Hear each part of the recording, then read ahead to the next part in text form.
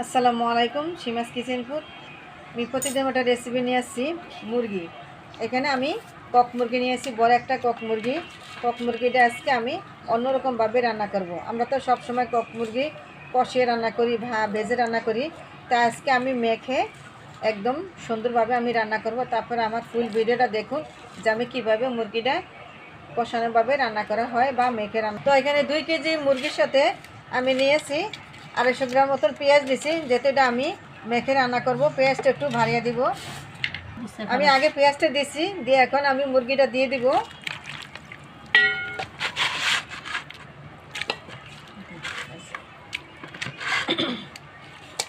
মুরগি রাখছেন দিকে না তেজপাতা দিবেন না, সবই দিয়ে দিন।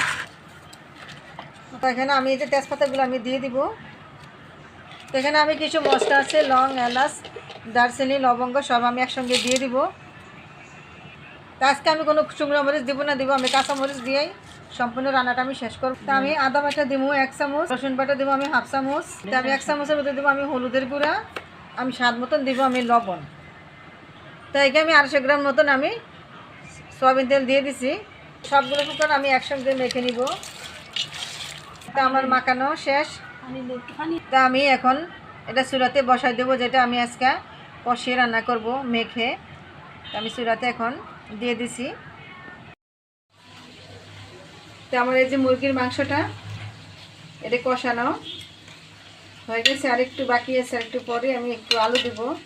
আজকে আমি মুরগির মাংসটা আমি আলু দিয়ে আমি রান্না করবো। এটা সম্পূর্ণ কিন্তু মাখানো মাংসটা।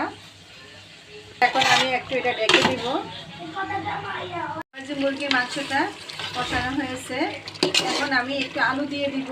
আলুগুলো আমি দিয়ে একটু ভালো করে আর একটু কষিয়ে নিয়ে পরে আমি ঝোলটা দিব। তো আমার মুরগিটা এই যে কষানো হয়েছে, এখন আমি এখানে পানি দিয়ে দিব।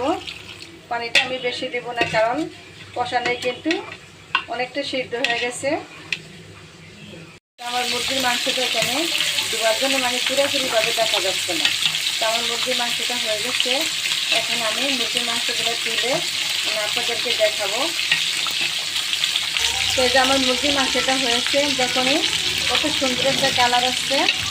তো আমার এই মুরগির মাংস যদি ভালো লাগে থাকে আমার চ্যানেলটাকে লাইক কমেন্ট করুন, এবং যারা নতুন হয়ে আছেন তাদের কাছে একটু রিকোয়েস্ট আমার চ্যানেলটাকে সাবস্ক্রাইব করে আমার পাশে থাকুন। আল্লাহ হাফেজ।